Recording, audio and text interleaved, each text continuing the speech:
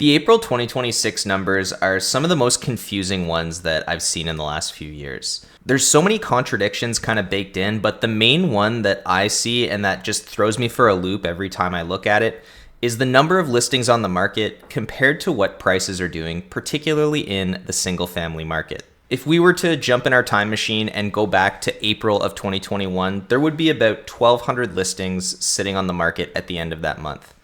In April 2026, there were almost 3,900. Now, what you would expect with this difference is that prices would go down because of the increase in supply.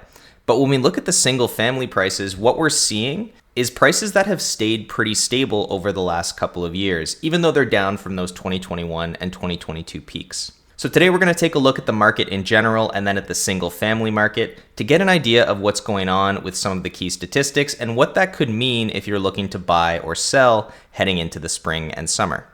Now we're going to start with the general market overview here. So this is every property type, and we're going to look specifically at the month of April and how many sales happened over the Aprils for the last 10 years. So we're comparing apples to apples here. April's always one of the busiest months. I think this is much more useful to look at than the month over month data because we always expect that kind of seasonality baked in.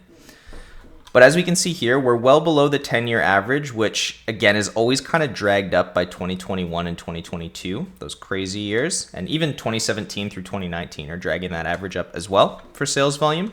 But we're down compared to 2025. So we had about 1,158 sales happen in the month of April this year. And this shows the same data here, but just comparing it to the last few years. And we can see this is a trend that across almost all the months has been consistent in 2026. 2024 has been higher than 2025, and 2025 has generally been higher than 2026. That pattern did carry through into April of this year. So not a huge surprise there. It has felt like a bit of a slower start in the Ottawa real estate market this year. Just in the last week or two, I'm recording this on May the 13th. It seems like things have started to pick up a bit. Could be the weather, but there's also a lot of kind of global uncertainty going on. I think that's definitely part of it. But hopefully we're going to see things wake up over the next couple of months. Anecdotally, that seems to have been the case. And taking a look at the number of active listings, so this is the properties that are still sitting on the market at the end of the month. We can see the 2021 that I referenced here, the record low of 1,208 properties sitting on the market, and we are now up to almost 3,900. And we can see this is a trend that's been kind of building since 2022, 2023, and we're still on that upward trajectory of more properties sitting on the market at the end of each month. Now, a lot of this is condos and condo townhouses and that sort of thing because those properties are turning over a little bit slower, but we're definitely seeing this in the detached and townhouse market as well. Buyers are a little more hesitant. There's still lots of activity on really well-presented properties, particularly freehold ones, but definitely tougher to stand out from the pack and get an offer than it has been in the last few years. Now, months of inventory is always one of my favorite stats to look at, and we can see it's stayed relatively stable so far since the early part of this year. We expect months of inventory to go up over the winter. Months of inventory, again, is taking the last number that we just looked at, the number of listings on the market, dividing it by how quickly the property is sold to give us a measure of absorption. Anything under 4 months is still considered a seller's market. So we were in a balanced market for the first part of the year. January, February, we went down to about 3.44 months of inventory, dipped down to 3.29 in March. It's kind of confusing the way this is laid out, but this number is March. And then 3.36 is where we landed for April of 2026. So still technically in seller's market territory, gradually making our way up to a more balanced feeling market. The average days on market, great thing to keep an eye on too. We can see they spiked over the winter, which is kind of what we expected, and they went down a little month over month. So we were 38 days on market in March. We're 36 days in April. So the average property is selling a couple of days quicker in April than in March, which is generally what we expect. April is kind of the start of the really busy season. Goes for May, June, and then it starts to taper off a little bit over the summer. Now moving on to single family homes, we're going to start looking at those stats here. If you want to see the same data for townhouses and condos, that's going to be coming in the next week or two. So definitely get subscribed to the channel if that's something you're interested in getting more information on. Let's dive into the single family stats. So we can see we're still below the 10-year average this year in 2026, about 557 single family sales in April of 2026.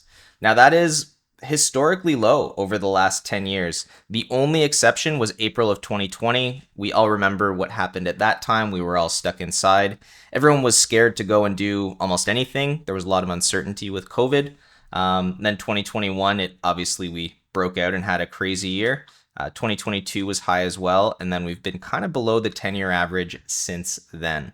But for sales volume for single family homes, relatively slow in 2026 as well, kind of trending with what the market in general is doing.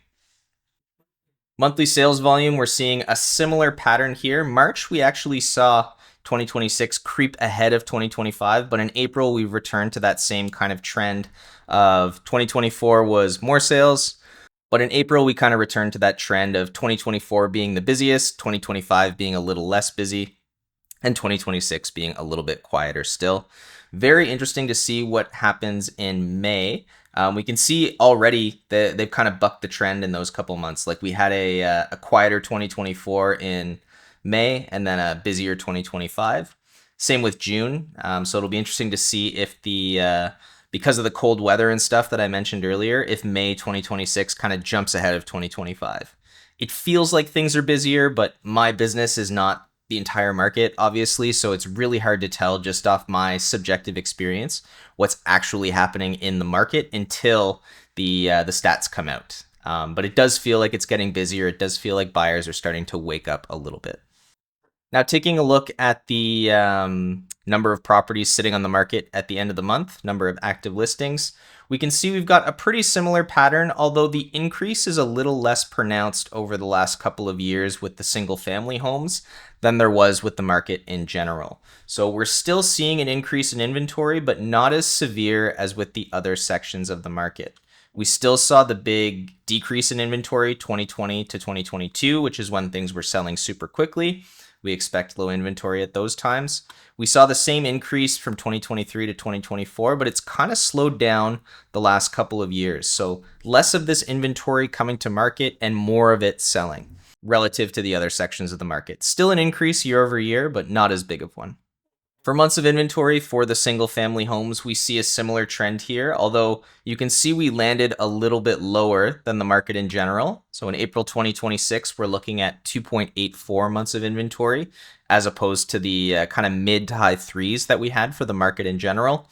Not super surprising. The market in general was very likely being dragged up by the townhouse or the condo market and the condo townhouse market to a lesser degree.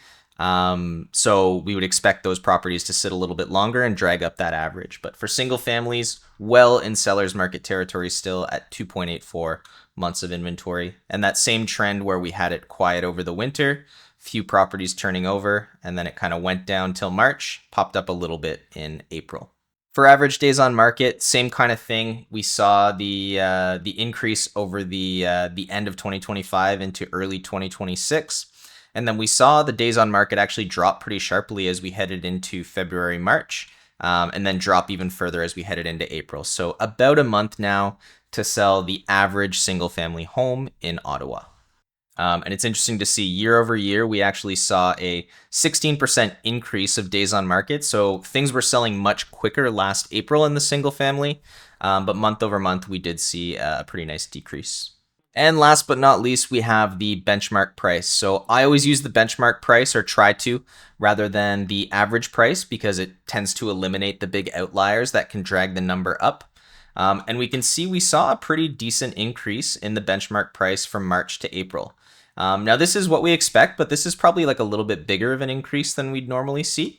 But year over year, you can see we're actually down a little bit from April 2025, about 0.5% down. So basically flat year over year, despite all that extra inventory that we were talking about. But month over month, we saw a nice little 2.7% increase over the previous month in March. Now, this is only showing the last 12 months. The pandemic highs would probably be like way up here if we were looking at those. But this just does give us a good snapshot of how the last 12 months have been doing. Encouraging to see the average price creep up. Will be interesting to see if that trend continues. As always, thanks so much for taking the time to watch. If you have any questions or want any more clarity on what's going on in your particular neighborhood or your section of the market, never be shy to reach out. Thanks so much for tuning in and have a fantastic rest of your day. Take care.